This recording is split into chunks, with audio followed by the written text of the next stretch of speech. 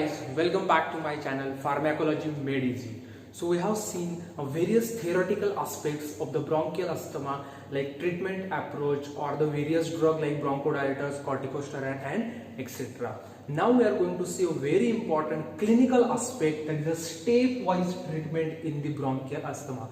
So there are two things, one is a step up approach and one is a step down approach. So first we will see the step up approach in the treatment of asthma. Before that, if you are not subscribed to my channel, please subscribe, like and share my channel. Okay. So in the types of asthma, there are mainly two types. One is a episodic or intermittent asthma and second is a persistent or chronic asthma. Okay. And we are going to classify them depending upon the severity also on the three criteria. One is the frequency of daytime symptoms. What are the symptoms of asthma? We have seen wheezing, cough, chest tightness, limitation of activity. Okay, so they may be present in the day, they may be present in the night. So frequency of daytime symptoms, frequency of nighttime symptoms, and third criteria is the FEV1, that is a forced expiratory volume in 1 second. This is calculated in pulmonary function test using spirometry. Depending upon these three symptoms or three criteria, frequency of daytime symptom, nighttime symptom and FEV1, we are going to assess the severity and then we are going to start with the treatment protocol. Now if you are climbing something, then we are climbing step by step. So just like that, when we start the treatment of asthma, there is a step 1, step 2, step 3. So we are going to see what is a step 1, what is a step 2, what is step 3. The first type in this is the episodic or intermittent asthma. Episodic or intermittent asthma, where only episodes of asthma is present and the patient is normal in between the two episodes. So here the frequency of daytime symptoms is less than 2 per week, frequency of nighttime symptoms is less than or equal to 2 per month, while FEV1 is more than 80%. Okay, here the first step is to give the short acting beta 2 agonist, that is SABA. Okay, the preferred one is salbutamol, and it is given as needed. Okay, so this is the step 1 in the asthma.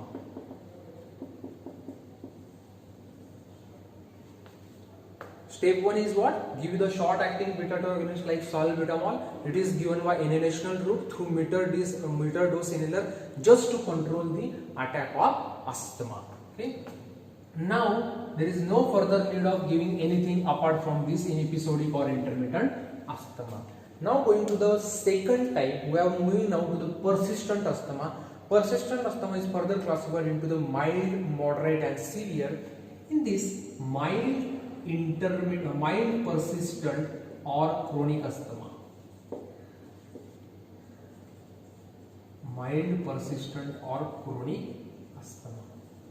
Frequency of daytime symptoms is here more than 2 per week, while frequency of nighttime symptoms is more than 2 per month. While FEV1 is same here, it is more than 80% of the predicted. So if these criteria are fulfilled, then the patient is labeled into the mild persistent asthma. Here the patient may have the episodes asthma. That's why we are giving the SABA as given in the step 1 as needed. Okay, so it is not given as a regular or a prophylactic medication daily. It is given only to avoid the acute attack of bronchial asthma and not on a daily basis, because we have seen if we are giving the SABA daily, then there is a development of the tolerance due to down regulation of beta 2 receptor. Now apart from SABA, what we are going to add is very important, our anti-inflammatory medication, that is the ICS. That is a inhalational corticosteroid, but they are added in the low doses. Okay. Now, what are the low dose, medium dose and high dose? We have covered in the chapter of the corticosteroid. Usually, the 100 to 400 microgram per day by inhalational is the low dose. That may vary depending upon the drug, but this is the usual range. So the step 2 is adding the low dose of ICS. So this is the step 2.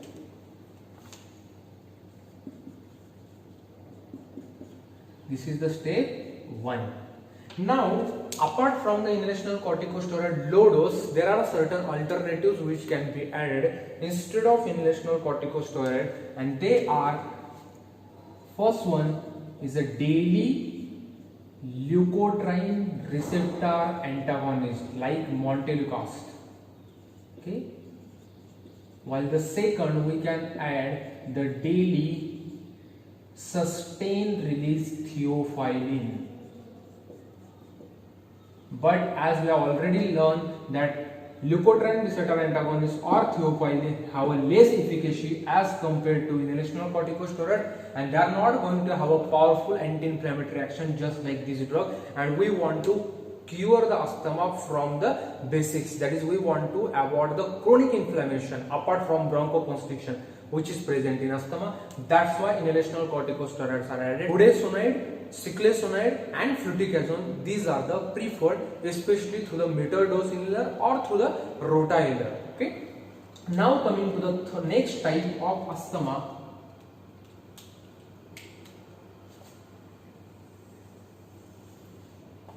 that is moderate persistent asthma. Moderate persistent asthma. Here the symptoms are more than 7 times per week, or you can say almost daily or everyday symptoms are there in moderate persistent asthma, while nighttime symptoms 1 or more per week. Okay, 1 or more per week, while FEV1 is 60 to 80% of predicted. If this, here we are going to give the SABA just as needed approach, but we are going to give the medium doses ICS, inhalational corticosteroid, which is our step 3. Okay, medium dose ICS, step 3. Now what is the medium dose? It is usually between 400 to 800 microgram per day. Okay, medium dose ICS. But now, apart from medium dose ICS, there are some alternatives available in the step 3. Which are they? It is the low dose ICS, just like the step 2, and we can add the LABA, that is the long acting beta 2 agonist like salmeterol and formoterol. So this combination can be preferred instead of medium dose ICS, but nowadays medium dose ICS are preferred. Alternative is low dose ICS plus LABA. A second alternative is, instead of LABA, low dose ICS, we can combine the leukotriene receptor antagonist. Now going further, we have a next type of persistent asthma, and that is the severe persistent asthma.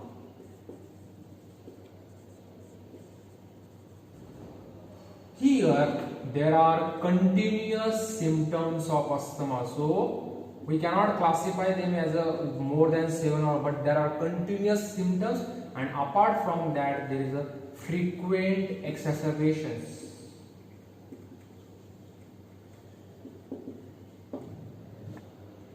Okay, so frequent nighttime symptoms.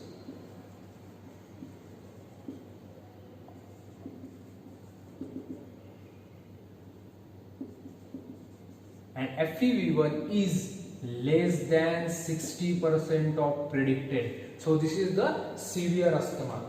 In this severe asthma also there are 3 steps how we can go further depending upon the severity. So the first, like the SABA what we have added initially, that we will keep same in this patient, SABA as needed. Then in the medium dose ICS we will keep, and we will add the LABA here, that is our step 4. Okay, you can see medium dose ICS is given alone in the step 3. If we have given the combination, we have to give low dose ICS plus LABA, but now we are going to further step up because of the disease has increased in severity. We are giving medium dose ICS along with a long acting beta 2 agonist in the combination. Okay, here if the disease is not controlled, okay, with this step 4, then we can go further. Either we can give medium or either we can give high doses of ICS, inhalational corticosteroid. Then we can give long acting beta 2 agonist just like step 4. And here we can add a one drug extra, that is a third drug. This third drug, most of the time, if the patient is having an allergic or atopic etiology, it is omalizumab. Okay, and nowadays there are the certain antibodies which are available against the interleukin 4, like dupilumab, interleukin 5, the mepolizumab, they can be added. Or certain times we can add our traditional third line drug, which are the add-on or adjuvant drug, like leukotriene receptor antagonist or theophylline sustained release. Or we can add another bronchodilator, which we have seen anticholinergic drug, especially the tiotropium. Okay, so tiotropium, and this will, or sometimes we can also add the oral beta 2 agonist, that is the oral salbutamol, and this is nothing but our step 5. Step 5. And now going to the last step, that if the patient is not controlled in spite of this, then we have to add or we have to change something. What is that? We can say high doses of ICS. Here I have written medium to high dose. Now we have already shipped on the high doses of ICS. We have already added a LABA. We might have added any third drug. And we are going to add oral corticosteroids, that is mostly the prednisolone or methylprednisolone, and this is nothing but our step 6.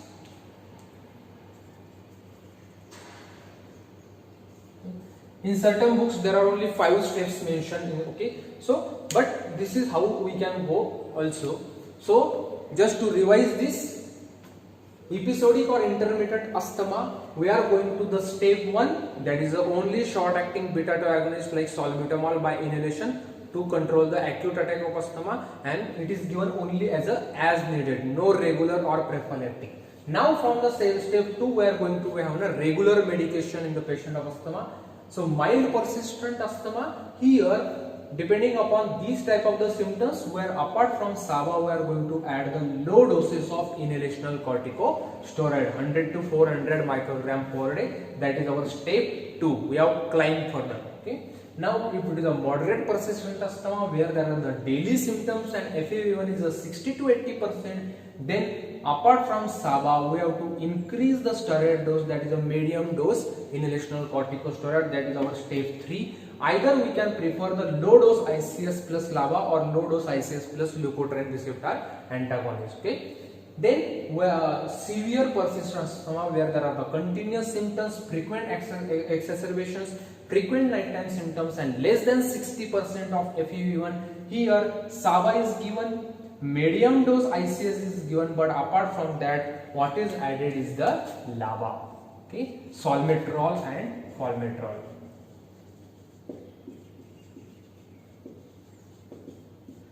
And inhalational corticosteroid which are preferred, budesonide, fluticasone and ciclesonide.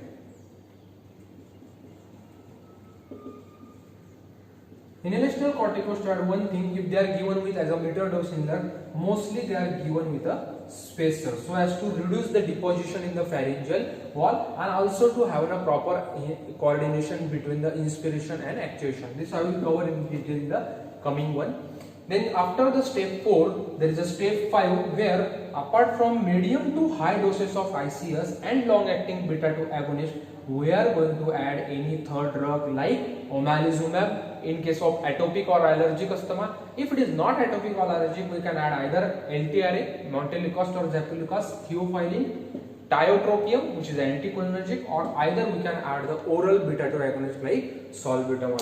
Remember one thing, that LABA should never be given alone in a patient of bronchial asthma because they don't treat the underlying chronic inflammation and they increases the risk of fatal asthma attacks. So they should be always given in combination, either with a inhalational corticosteroid in asthma or either with inhalational anticholinergics in COPD.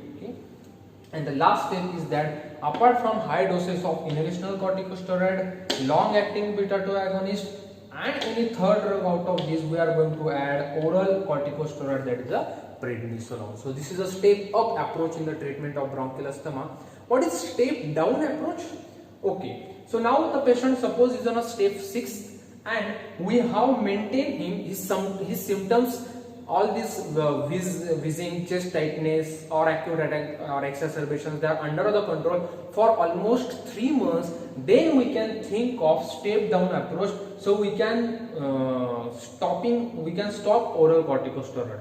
Okay, but we are not going to stop the oral corticosteroids suddenly. We are going to stop them gradually. Okay, then just like that we can go further down, removing one drug or either reducing the doses and see the patient is stable. Okay, that is a step down approach. So that is all about the step up approach and step down approach.